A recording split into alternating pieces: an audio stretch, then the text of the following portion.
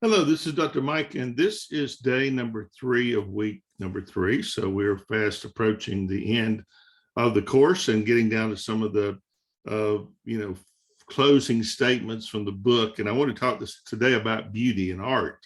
Most of us really don't realize that the vast connection between these things and who we are in the West. For many, many years, when you went to college, these are the kind of classes that you took. You took history and architecture and art and music, and all these things are interrelated and they are very important. So when we look at human artifacts, that is the products that we leave behind when we leave this world, some of them have a tremendous sense of beauty to them. This past weekend, I was part of a Indian Native American powwow in my home county of Pickens, South Carolina, and the Eastern Band of the Cherokee and the Iroquois Confederacy and the independent tribes of South Carolina came together for one of these momentous events. I had been to one before in Wyoming when I was living in Colorado. We went to Colorado to see for Pioneer Days, and they had a huge powwow there of 18 nations, and we had a huge rodeo, things like that. But this one was quite interesting because they had included with that petroglyphs, which were Native American drawings from very, very prehistoric times in stone. And of course, that was the medium that they used. They really were quite detailed and quite beautiful. If you go back and you do Native American history, you will see some beautiful pottery and things like that that they did leave behind. Those are the artifacts or the rudiments of a civilization, and each generation will be different. If you studied art history, you would learn a great deal about that. To be honest with you, when I took art and music history at Clemson in the 70s, I wasn't as enamored in it as I might have been now. I do remember that the final exam had over 300 works of art, and you had to name the author, name the work of art, and tell what century it came from. For an 18-year-old, that's not your best, probably your best effort. Music, same way. You had to listen to 300 pieces of music and tell who the author was and what the name of it was, that kind of thing. We have left a lot of artifacts in our history. I was a pastor for 20 years. Some of you know that. Spent a great deal of time studying ancient history and the artifacts of ancient history around the Middle East. I've been there 11 times and got to meet some really great archaeologists, including Kathleen Kenyon, who's one of the most noted women architects archaeologists, in history. And she was excavating the city of Jericho, and there she found all kind of artifacts and things that were from human history. This area of philosophy is called aesthetics, and the idea of philosophy has often kind of been summarized with the good, the true, and the beautiful. Those three things kind of sum up what we talk about in philosophy, but we have raised all kinds of questions as we have gone through these materials about ultimate reality. What is that reality like? How we might know what that reality is, how we might live in light of that reality. Francis Schaeffer, a Christian philosopher in Switzerland years ago, wrote a book that's really, really good. And it was entitled, How Should We Then Live?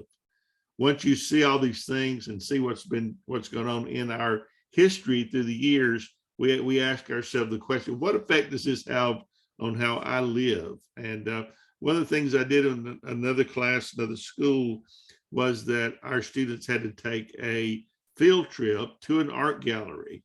Most of the students were older. They were not 18, 19-year-olds, but amazingly enough, my students that were 40, 50, 60 had never been inside of an art gallery before. They were overwhelmed by it, and the role it played in our culture was kind of overwhelming. And so hopefully they went back again when they weren't made to go and could enjoy the artwork. And I really encourage you to do that if you get the chance, because beauty and art are most understood in their own terms. Aesthetics then and the philosophy of art will be what we talk about here in this chapter. Why do people produce art? Why do they produce music, or why do they write stories? Why do we appreciate those stories? Why do we appreciate music? Probably, while many of us may not enjoy art as much, but we probably do enjoy music. We have our own genre of music. We have our musicians that we enjoy, and we don't often think about it, but it's a great part of our heritage. One of the great examples that I talk about in history would be the first Black migration after the Civil War. Of course, Civil War ended in 1865, and it was 1920s before many of the African Americans in the South moved north to the big cities like New York or Philadelphia. And this is where jazz was born.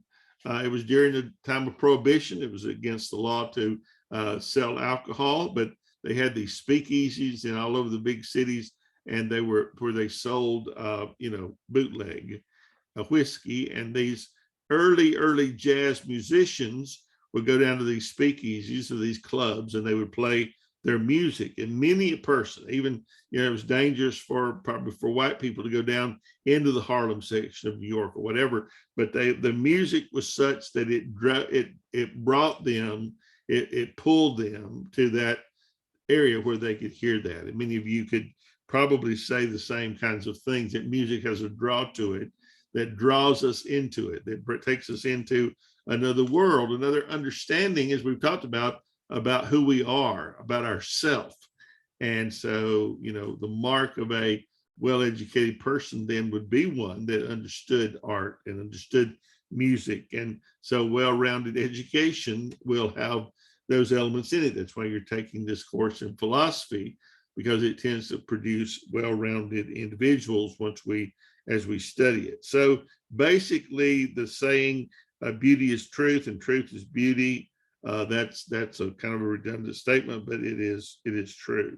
So one of the more enduring beliefs about art in both Western and Eastern cultures is that art develops deep truth about the world, perhaps even truths that cannot be articulated by science or philosophy. So there's a particular role, if you will, for art, and that art, it develops very deep feelings, whether it's Michelangelo's David, whether it's the birth of Venus. In these famous statues and artworks, they evoke something in us that will cause us to reflect and hopefully to be a better person. So you're going to read in this chapter several of the philosophers and their views upon the importance of art. Let me encourage you to take the time to look at those, because they are very much important, and helps you to understand what beauty really is. Beauty is not how someone looks necessarily, but it can be inward beauty. These paintings, how some people say, well, how could you enjoy a painting of a battle where people are being killed? But we understand that these depictions also help us to understand history. We often talk about people having a particular taste in music or a particular taste in art.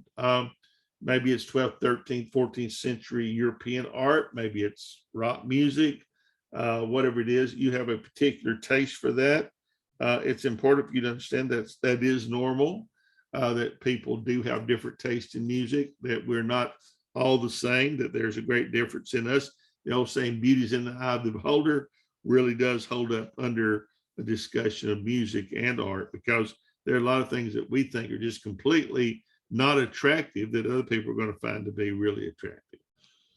Art and ethics and religion kind of all go together. Much of the early artwork that was done was mainly religious art. 12, 13, 1400s would have been Bible stories and famous people out of the seminaries, out of the Vatican, whatever. They would be painted. The Pope liked to have his picture painted. Had paintings done of the grand buildings of the Sistine Chapel and all those things.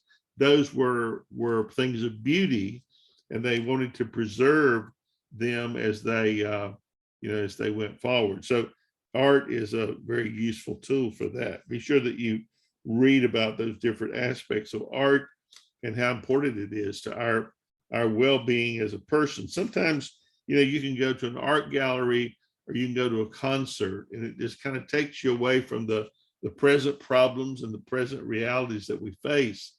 And in doing that, it's very, very helpful, very encouraging, very enlightening. It's almost like going to the beach. You go to the beach with all kind of troubles and sit there for a few minutes, and the water just kind of pulls all those troubles out of you. When you come back, you're much better mentally.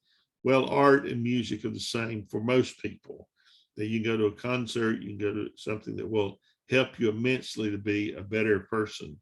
So I hope you'll read this chapter, pay particular attention to the green blocks with the different philosophers. You should be familiar with them and able to regurgitate them on the test if needed. Okay, I will see you tomorrow for our last get together. Just keep working, keep moving, and we'll talk soon. Bye.